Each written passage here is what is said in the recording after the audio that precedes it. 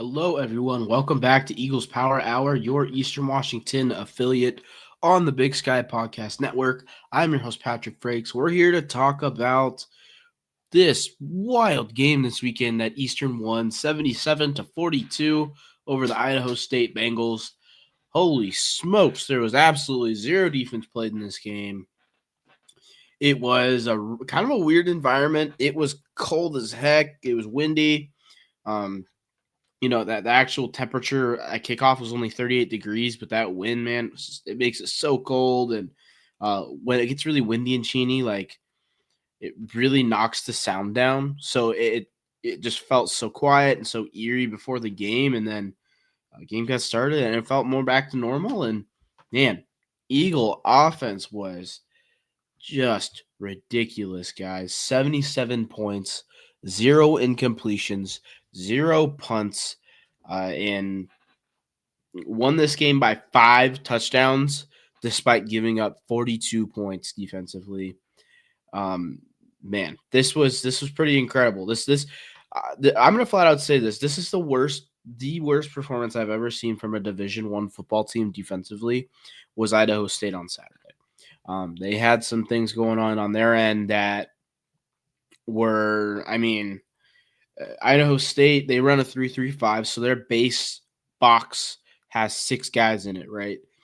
Idaho State was running 5 and 6-man boxes all the way up until about halftime of this game. It felt like they were not adding any help to the box, despite Eastern running the ball all over the place, and they just failed to make any adjustments, and kind of why they got their butts kicked. And that's why, hey, news today, Idaho State fired their defensive coordinator today.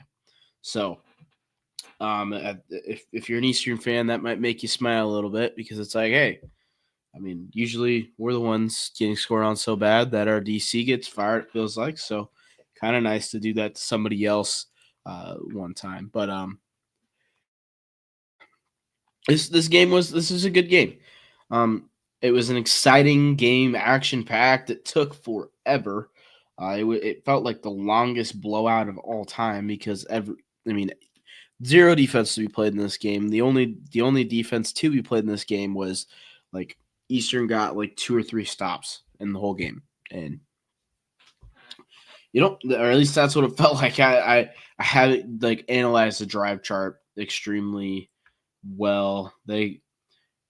So Idaho State got the ball before halftime. They turned the ball over on downs, threw a pick, turned the ball over on downs, and had the ball at the end of the game when time expired.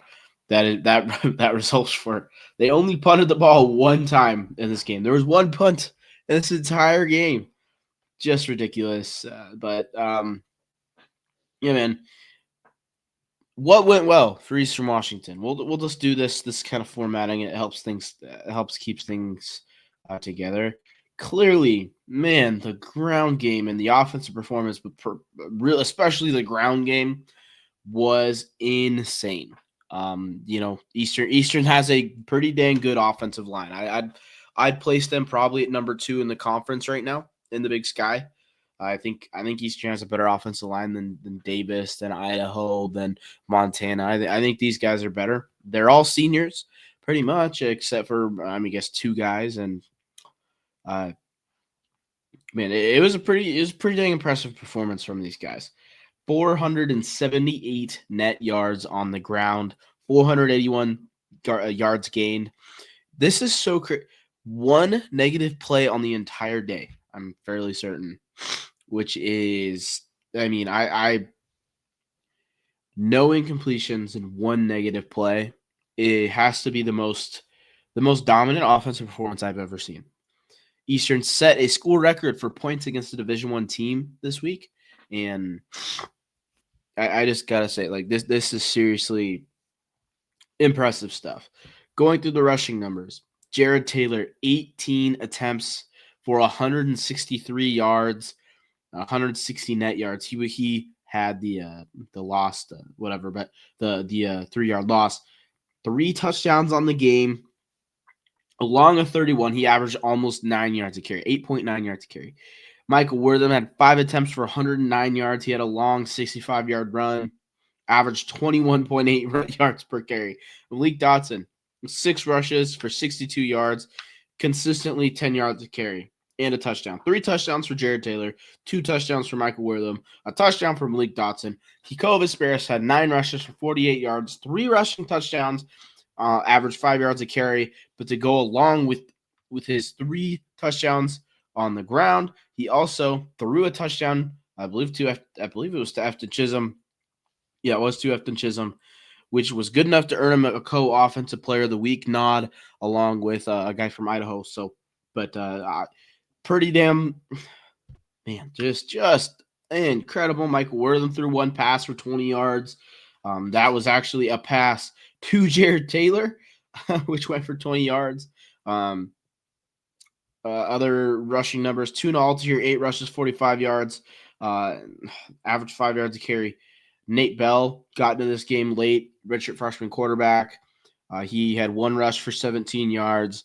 Brandon Montoya, Eagle senior, on senior day got 2 rushes and scored his first touchdown as an Eagle late in that game. That was it was really cool to see him get a touchdown. He came in, I believe he came in the same year as Nolan Olm, and he's been around for a long time, hasn't really played much at all, and getting him that touchdown on senior day was pretty sweet. Talon Batts, another young running back for Eastern, had 2 rushes for 12 yards, and Noah Cronquist had 1 reverse fly sweep, I guess it would be, for 8 yards in this game as well on the ground. Eagle ground game was incredible. The passing statistics I already talked about. Kikoa 14 for 14 through the air, 206 yards and a touchdown. That touchdown went to Efton Chisholm. Efton Chisholm had 12 of the 14 receptions in this game. 12 receptions for 157 yards and a touchdown. Just Chisholm doing his thing. Malik Dotson also caught 2 passes for 49 yards, and Jared Taylor caught that 1 for 20 yards. Absolutely ridiculous, man.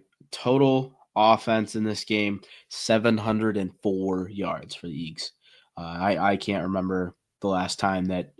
I mean, the closest I can remember is versus Idaho in 2021, but it's just a whole different level, right? It's a whole different level because this Eagle team hasn't been doing this to everyone all year, and that 2021 Eagle team kind of was. So, but kind of what didn't go well, it's the defense, right? The Eagle defense, again, they haven't been good. They straight up haven't been good. This game was not looking too hot until Eastern got the stop early, and that was huge. Eastern, it was 14-7. Eastern got a stop, went and scored 21-7, and then Eastern picked off a ball, and actually no, the team traded touchdowns. Maybe hold up. No. Yeah. So, yep. Anyways, that's right. So Eastern went and scored after the 4th down stop, kicked it to former Eagle Justice Jackson on the kickoff. He took it back for a touchdown. Then Eastern got the ball back, scored a touchdown. Then Idaho State threw a pick, and then Eastern scored another touchdown. 11 for 11 on scoring drives in this game for Eastern Washington, all touchdowns. Damn impressive, man. But like I was saying, the defense still isn't good. Gave up 370 yards through the air, gave up 4 touchdowns through the air, gave up a touchdown on the ground, gave up almost 500 total yards. Luckily, it didn't really matter. 484 total yards of offense given up. Gave up 114 yards on the ground, 378 through the air. I mean, really, they Idaho State was able to do what they wanted to do offensively. They were effective too. They 1, 2, 3, 4, 5 touchdowns in this game. I mean, that's a pretty good offensive output, right? If I'm an Eagle fan, I'm pretty happy with 42 points. So, pretty crazy. That's why your DC gets fired. But still, man, it really sucked. Eastern Washington was out their number 1 corner for this game, in Dejon Wells. I'm not sure, he must be hurt. Because it really doesn't make any sense to sit your best corner against a team that throws the ball probably over 60% of the time. So I don't know. Being able to outscore Idaho State was huge. But just I mean, looking at some of the yardage things, Kobe Tracy threw 370 yards and 4 touchdowns. That's a pretty damn good day. He also rushed for 39 yards. He probably could have had a case for the offensive player of the week if Kehoe didn't have, or if half of Eastern's team didn't have the days that they did, along with Mark Hamper for Idaho. But the Justice Jackson did have one rush for a yard. He had the kick return touchdown, which was cool for him. The two guys that really hurt Eastern were Jeff Weimer and Christian Fredrickson. For them, two tall physical receivers. Jeff Weimer looks like he should be play. He should be I mean, personally, I would vote him into an All Big Sky team. I'm not sure which one I would vote him to, but I mean, between Chisholm, Weimer, and between those two, I think you have two of the best receivers in the whole league. Personally, at least that from what I've been watching, those two guys seem like two of the most impressive to me. Then you have Christian Fredrickson, who came into the year as their best as the Bengals' best receiver. He didn't he hasn't had like the level of year that Weimer has, it seems like, but Fredrickson made two really nice catches in this game. He had a long of 41, 2 touchdowns. He made one really nice one-handed grab. He was a matchup nightmare for Eastern Washington. There wasn't much we could do. They just kind of threw the ball up to him when they wanted to, and he was coming down with it way more often than he wasn't.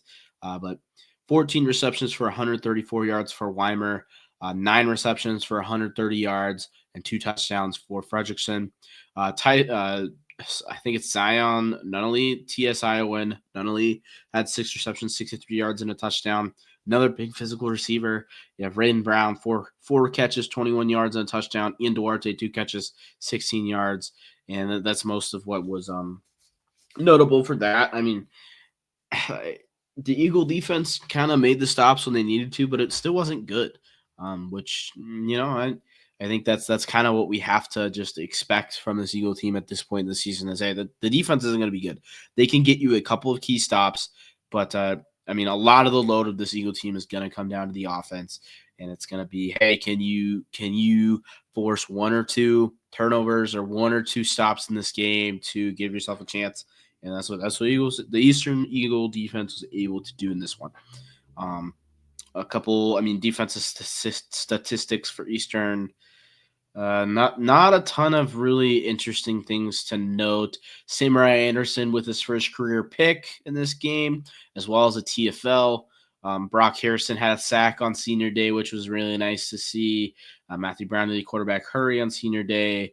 A few interesting names that walked that I didn't exactly expect. Amani Williams walked on senior day. I didn't expect him to walk on senior day. Don't necessarily know if that means he's back or not. Shane I think it's Aliga. I believe he's a junior this year, redshirt junior this year. He walked on senior day, which means he's probably done after this year. A couple interesting names that in the linebacker room specifically that I thought were done thought had more years left, like Amani Williams. And Amani Williams really hasn't played much this year anyways. And so I wonder if there's some other things outside factor there, but yeah. Another thing that didn't go great, special teams weren't great in this game, gave up a few big returns. But a part of that was like the wind was just hanging, like it was leading the ball to get to the returners too fast, or it was holding the ball up in the air that made it hard to return on the other side of things. So the wind was kind of strange. It was a breezy day. It kind of messed with special teams a little bit, gave up the big touchdown. I think the actual touchdown itself was more of a product of just overall poor tackling than like bad special team scheme stuff that, I feel like we've seen as Eagle fans is like sometimes people just make a play. Yeah. Excuse me. And Justice Jackson returning to Eastern Washington, getting a kickoff touchdown return. hats off to him, dude. That's a pretty cool moment for Justice Jackson. Even in that giant loss, could you imagine coming back to the place that you transferred out of and then returning a touchdown on him? That would be kind of, I mean, that's kind of like, that's a cool thing that he did. Justice Jackson was a guy that I feel like most Eagle fans love. So, hey, good for him. Um, this game, like, there's not a ton to break down, man. It's just Eastern just dominated. I mean, shout out to that offensive line on Senior Day, dude. 163 yards for Jared Taylor is ridiculous, and the 3 touchdowns. Wow, man. Um, I don't have a ton more to add other than that. I mean, I feel like this game was impressive for Eastern Washington, but it also was. I felt like it was just as much like what the heck are you doing, Idaho State? Like I felt like this game was more told me more about Idaho State than it did about Eastern personally. But that's just my opinion on it. And apologies for the yawning, guys. I've had a long day, but yeah, not a ton more to add onto this game, man. MVPs of this game, I personally would give it to the whole offensive line, along with I'd probably tag on a Jared Taylor thing in there as well. But like, you can have like 3 different offensive MVPs with the numbers we saw in this game. Chisholm had over 150 yards receiving and a touchdown. Wortham and Jared Taylor both had over 100 yards rushing in this game. Both had over 2 touchdowns. Kikoa had 4 total touchdowns in this game and 200 passing yards and didn't throw an incomplete pass. Like, any of those guys could win your offensive MVP. Defensively, there wasn't a ton of interesting stats. Mikel Broussard had 4 solo tackles, 4 team tackles. So he had 8 total tackles, which is a nice number. But like Jonathan Landry, a young guy that kind of had to step in with Deshaun Wells being out, he had 5 tackles for Kentrell Williams Jr., 5 tackles for Samurai Anderson. Um, I'm probably going to give my MVP to Samurai Anderson. He had the five total tackles. He had a TFL and the pick in this game. But I mean, Brock Harrison was a big in this game as well with the sack. And Armani Orange, he had 3 tackles in this game. A lot of people like 2 tackles. It was spread out.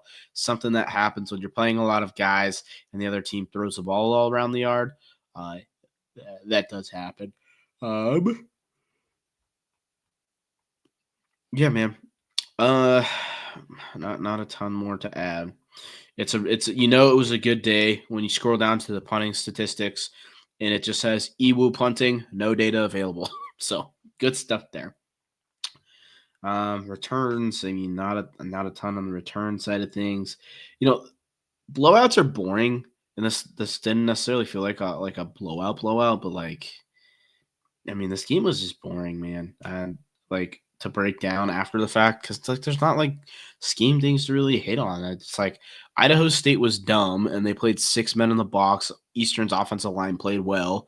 The running backs and the quarterbacks played well, and that combination led to Eastern just dominating this game. And that's pretty much all I got for Idaho State. And this Idaho State game, it was pretty damn awesome to send off all these seniors, send them all off with a big win, man. And a lot of seniors that spend a long time, a really long time here at Eastern because you got guys like Efton Chisholm. You got guys like Brock Harrison. You got guys like Matthew Hewa Badagay. You got guys like Austin York. I mean, he hasn't been here as long, but he seems like a really important piece to the locker room. You got guys like Brendan Rivera, who's been here 5 years.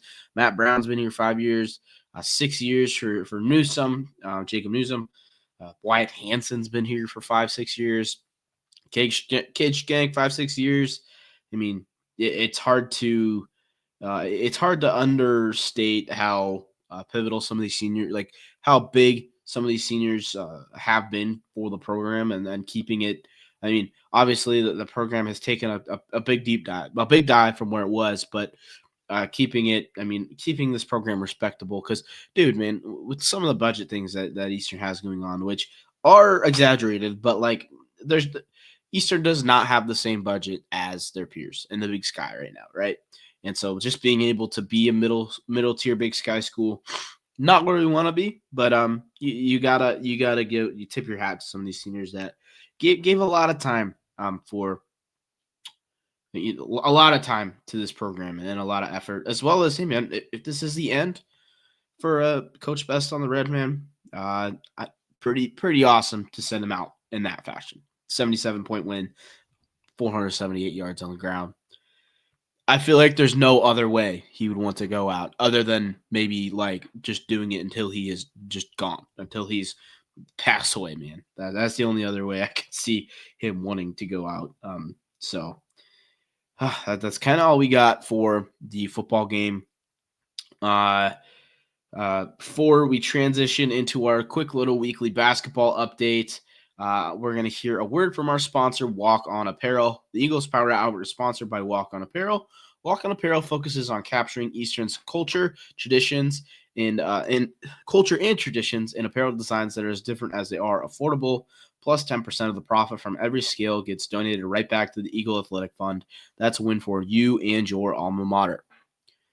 EPH listeners get 10% off Eastern gear at checkout using code EPH10.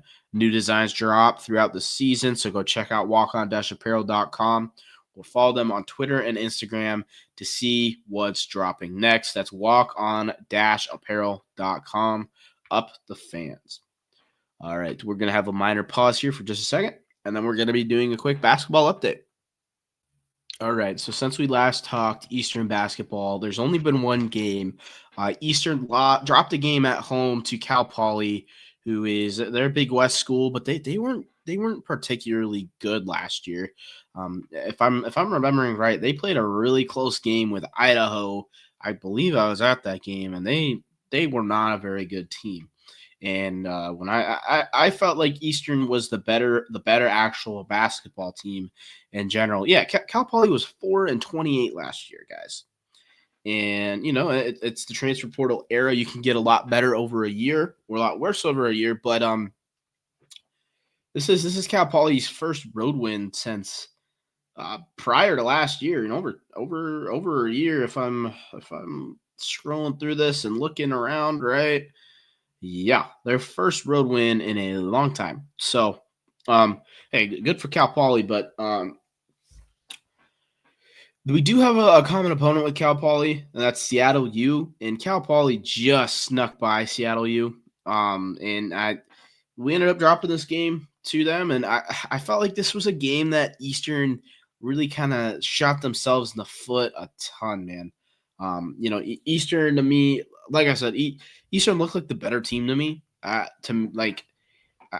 feel like Eastern didn't play well, and it got them a 4-point loss to this team. I feel like Cal Poly played pretty dang well, and I don't know if there's really like a number that totally shows that in per se, like in the stat sheet. The stat sheet in this game is pretty dang even. It's like Cal Poly is just like one or two, like just like a minute, like one or two little stats better in each like category, like field goal percentage, it's like 31 for East, or 3-point field goal percentage, it's like 31 for Eastern to the Cal Poly's 35.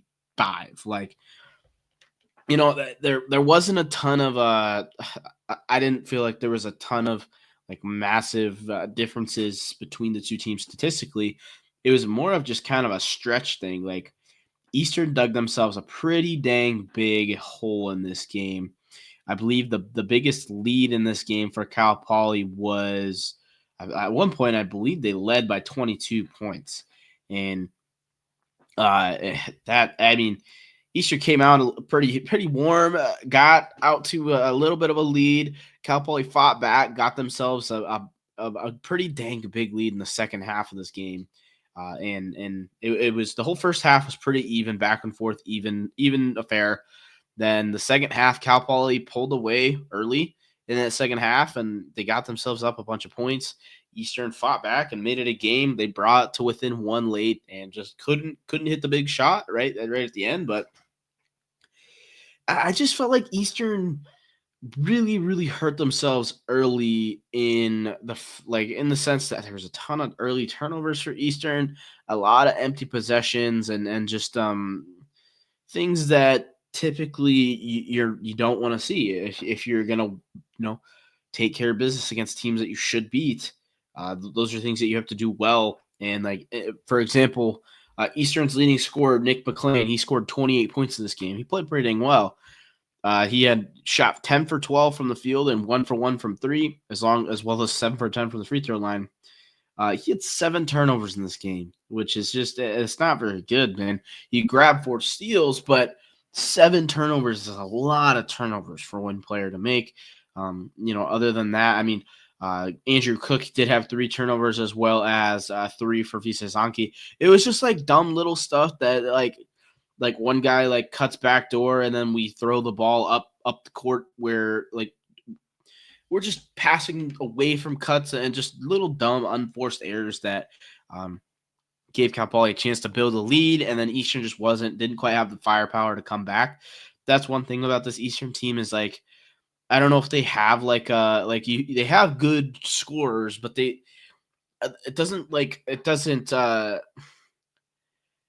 don't necessarily seem to have like a guy that is just automatic from three that you can really lean on when you need those buckets to come back and to make to come back from like a bigger deficit. We have a lot of like good shooters, but they're good shooters in certain situations, it seems like. And we don't have a guy like Cal Poly had a guy that he was pulling up from NBA range constantly throughout the night, and it just seemed like every time he shot it, he made it, which statistically isn't true necessarily. I mean, the guy Jared Hyder went 2 for 10 from three. Maybe I'm just remembering the 2 shots, but he actually didn't end up having a very good game now that I'm looking at the stats. But it felt like that guy every time he pulled up, he was just making it, and they made a lot of threes early in the game. They just shot better in the second half. Eastern gave up a number of, with the turnovers, they gave up a lot of easy points to them in the paint.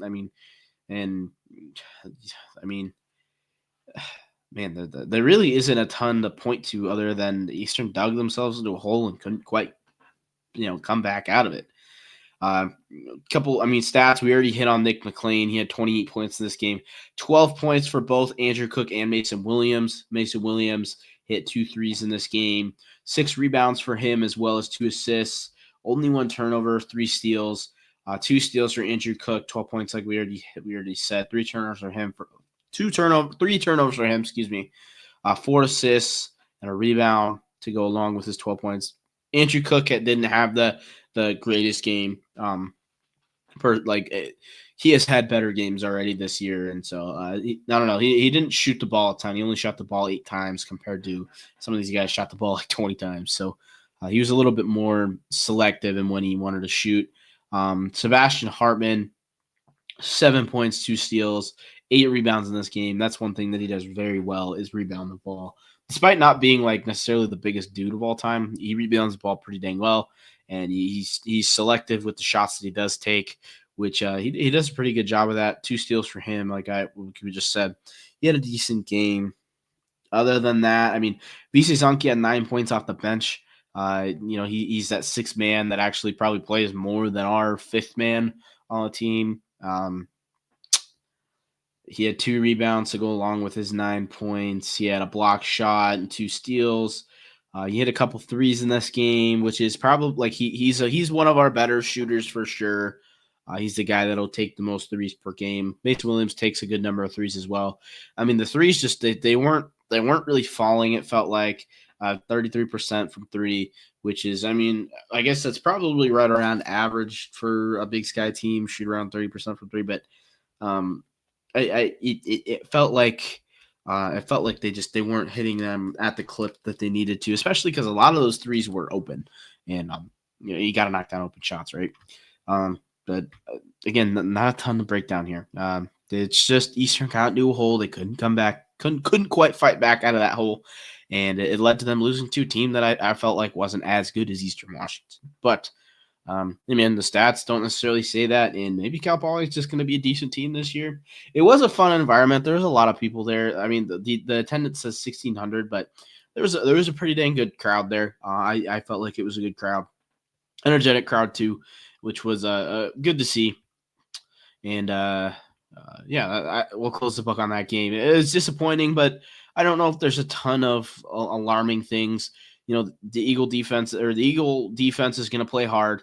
They're going to have they tend to force a good amount of turnovers. They're pretty aggressive, but they also tend to give up easy buckets from time to time, with just little defensive breakdown type things. Eastern just like doesn't have I don't know if they have a super consistent like big man presence, and I don't know if they're quite elite enough like exterior defenders to make up for that. And so they're a little bit, but it seems like they're a little bit between two different styles of the team right now. Like with Riley, it was just straight up, hey, we're bigger than you or more athletic than you. We have so much length that we're going to clog up all your passing lanes and you're going to turn the ball over just by throwing it to us. This Munson era team is a lot more aggressive. They want to go make those turnovers happen, but in doing that, they tend to give up a few more buckets at the same time. A few more easy buckets that down the stretch team seem to be big. I think the biggest discrepancy in stats between the two teams is in the second half. Cal Poly shot 58% from the field to Eastern's. They're right around 40. They're 42%. So but I mean, also like you look and Eastern had a 56% to Cal Poly's 45% in the first half, so it was pretty evenly matched game statistically. But I just felt like Eastern didn't play well, and that sometimes that happens when things teams are going to lose games, guys. This isn't a Big Sky champion level basketball team right now. That's kind of what I felt coming into the year. And that's not surprising. Doesn't mean this team can't still be a good Big Sky team, but they're not. This is not David Riley rebuild in year one. Gonna just blow all these teams out of the water and be the best team in the Big Sky once again. That's not what we have right now. This is a more sustainably built kind of, hey, we're gonna be a decent Big Sky school. We're gonna be fun. We're not gonna be favored in every game we play this year like maybe we were last year, aside from the Power 5 schools. But no, this is kind of a fun team. It's an interesting mix of kind of like Riley's bench guys, a couple of like sub D1 transfers, and I'm interested to see what Munson builds throughout the next couple of years at the helm there. To look forward, Eastern has probably 2, maybe 3 games between now and when I will next talk Eastern basketball. So Eastern plays Washington State at the Spokane Arena on Thursday. I want to go to this game so bad, but I can't. I've got some personal stuff going on that day that I can't make it. Sucks, man. I really want to go watch this game, but Washington State, as we know, David Riley is the head coach there now. 4 of their 5 starters played for Eastern Washington last year. Casey Jones is going to be playing in Washington State in a few years. He's not active right now, but you have Lawan Watts, you got Ethan Price, you got Cedric Coward is there. You got Dane Erickstrip is there. A lot of familiar faces over at Wazoo. They're a pretty dang good team. So they're not gonna they're gonna be a tough team to beat. But hey man, if there's any team you really want to beat, it'd be great to hand it to Wazoo in the Spokane Arena. That would be pretty sweet. Unlikely, but it would be pretty sweet to happen. Man, I wish I could be there. Wazoo's a good team. Wazoo's probably going to be favored by double digits, but hey, get out to that game. It's in Spokane. It's easy to get to. Why not? Right? I'm sure most of you guys are Coug fans anyways at the same time as you are Eastern fans. If you're a UW fan, I'm sorry. I know I just insulted you, but yeah, man, just get out to that game. It'll be fun. And then Eastern goes to Cal Baptist this weekend. I don't really know much about Cal Baptist. Full disclosure, guys, I'm not a basketball guy, so I don't know half of these schools. I just didn't know their things. I don't pay attention to basketball rankings. I don't even know how basketball rankings really work, to be completely honest. But last year, Cal Baptist was about a 500 team.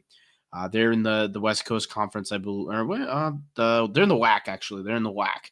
So they're a 500 team in the WAC last year. They lost to Seattle U a couple times. Yeah, they lost to Seattle U in the tournament. Not a ton more it's super interesting things, but looks like they're probably going to be a similar level program to Eastern Washington when I'm looking through this. Maybe a little bit better, but like I feel like this is probably going to be another competitive game. It's a road game for Eastern Washington, a game that they're absolutely going to have a chance in. I don't know if they're going to be favored in, but if Eastern plays well, I think they can beat this Cal Baptist team for sure. So. And then UC Santa Barbara on November 26th. That's Tuesday, 7 p.m. tip on the road or on the road.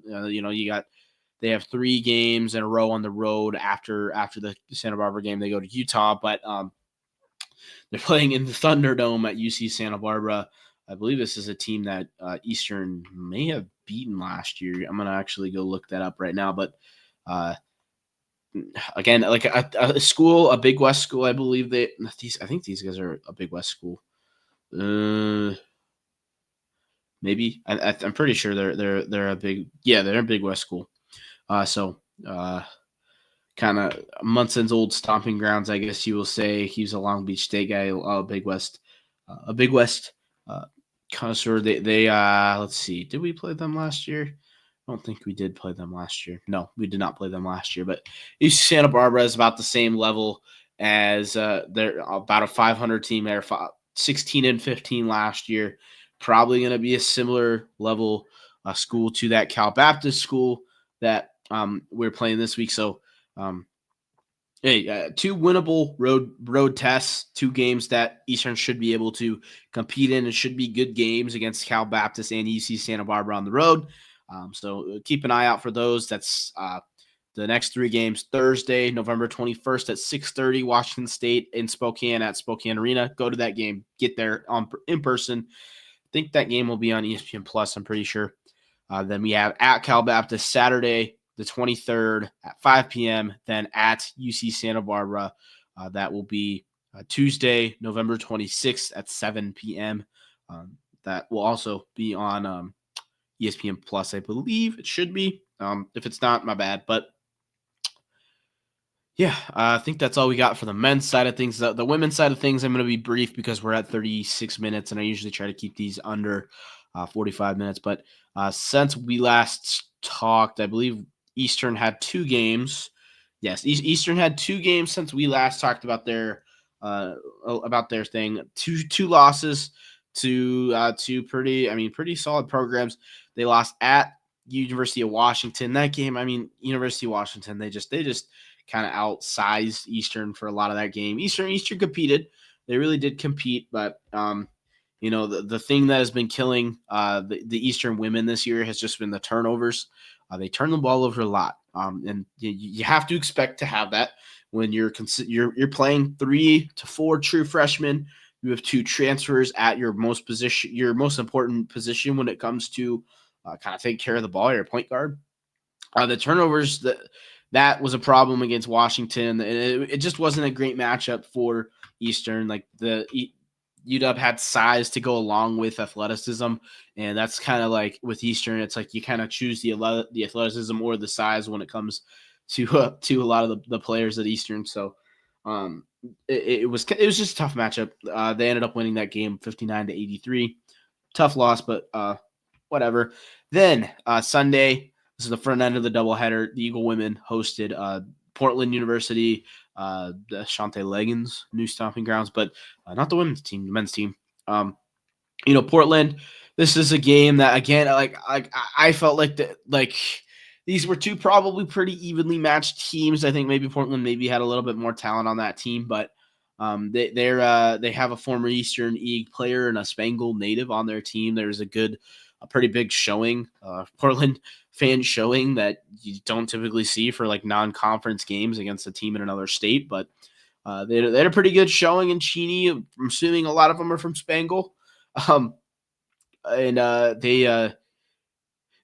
won this game 74-62. It was a pretty close game throughout the most of the game. They built a little bit of a lead late, but in the end, Portland just they seem like a little bit better team, but I felt like Eastern really kind of shot themselves in the foot over and over and over in this game. Let me get into the stat line here. 23 turnovers for Eastern Washington in this game, and Portland only turned the ball over 14 times. Portland was running a press most of the game that really was giving Eastern some trouble. Tips hat tip to Portland because they really caused some problems for Eastern with that press, specifically. If Peyton Howard was not in the game, Eastern's grad student, she's a transfer, but she's a grad student point guard. If she was not in the game, Eastern was really having a tough time with the press. Rachel Harvey was having a tough time with the press. Ellie Bonnet was doing a little bit better of a job, but like Eastern doesn't have a ton of ball handlers on the team necessarily. Most of your ball handlers are, Rachel Harvey, Peyton Howard. You have Ellie Bonnie that can handle the ball a decent amount, but she's not like a true point guard. And then you have Ella Gallatin, another guard there. But, Bonai and Gallatin are more off ball guards than they are really like ball handlers for the most part. And so if Peyton Howard wasn't on the field on the court, she handled it pretty dang well. She did have 5 turnovers in the game, but like she did it. She had a lot less dumb mistakes that Rachel Harvey like had a couple kind of dumb mistakes, which it happens. It's not necessarily like a big problem or anything like that, but frustrating mistakes in the grand scheme of things. But overall, just turnovers was the problem. 23 turnovers in this game. 16 points for Peyton Howard was an impressive performance. And the Eagle women just shot from 3. They shot horribly, 19% from 3 in the game against Portland. Portland also didn't shoot well from 3. They were 14% from 3, but they had a really athletic their post. Trista Hull, she's a Boise State transfer. She only played part of the game because, oh my goodness, the officials were atrocious in this game, and it was kind of tough. It was brutal to watch, but I guess Eastern kind of, like I said, they kind of have to choose between size or athleticism. And when they have a player like Trista Hull who has size and athleticism, it kind of presents them some problems, and it gave them some problems in this game, as well as like a little bit of foul trouble. But Maisie Burnham is the Spangled native she played at Eastern, transferred out. She had a ton of points in this game. She had 22 points in this game and 11 rebounds. She had a really good game rebounding the ball. But not a ton of other stats that necessarily kind of like jump out at you other than the turnovers, man. 23 points off turnovers for Portland to Eastern's 11, and that was enough for them. And if Eastern can, if they can clean up some of the turnovers, like they probably beat Portland, they probably beat Washington State, and all of a sudden this team is looking like probably a top 3 team in the Big Sky once again. But that's not quite where they are right now. We'll see. It is like for the most part, this is a pretty young team.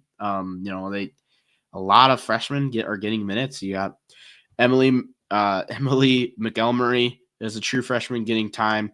You have Courtney Grossman, true freshman, getting time. You have JC Eggers, a true freshman, getting time. All 3 of them are coming in true freshmen, getting good minutes as a true freshman. That's pretty impressive at a D1 school.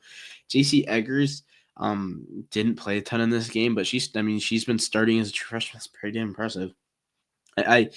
I think most of the issues with Eggers is just foul trouble, and then she was having some issues down low, because they had a good player down low, and it caused some problems. But I think we're kind of going to leave it there with the women's team. Let me pull up, make sure I'm not forgetting who they have this week. They have the Hawaii tournament this weekend. So they're playing St. Mary's and Hawaii. I believe they might play one more game if they do well in the tournament. I don't remember how that all works out, but Friday at 4:30 they play St. Mary's in Hawaii. Then Sunday at 5:30 they play Hawaii in Hawaii. Again, but both are games that they have a chance to win. St. Mary's is a WCC school. That's a solid, they're a solid WCC school. Hawaii wasn't good last year. I think they have a new coach though, so I don't know a ton. I don't know a ton about the Hawaii program, but Again, it should be a game that Eastern should compete in. I think both these teams can compete with anyone.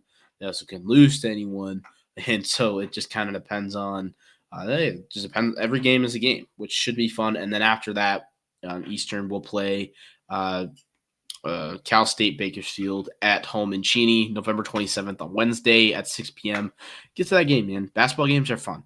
And double headers are a little long, but basketball it's a fun sport to watch. So I expect everyone to get to Roost when they can to support both the men's and women's Eagle basketball teams. All right. That's enough rambling for basketball. Look at next week. Hey, Eastern plays at Northern Arizona. I believe it's a noon kickoff in Flagstaff. So if you're able to get there, I wish I could get there. Flagstaff out here is an awesome place to watch a football game. But, tune in at noon. Efton Chisholm's last game as an Eagle. That's kind of crazy. It seems like just a year ago he was a true freshman. Life moves freaking fast. But, yeah, man. Hopefully another thing. Hey, NAU has some playoff hopes. Let's just crush them. Let's crush them. They ruined our happy ending to our season last year. We're gonna ruin their happy ending to the season this year. Crush their playoff hopes. That's the hope. Anyways, that's all I got for that. But yeah, man, support these Eagle teams. Get to games if you can. That's all I got, guys. Thanks everyone for listening. We should be. Hopefully, we'll have a preview out on Tuesday for the NAU game if I can make it work in my busy ass schedule with freaking school.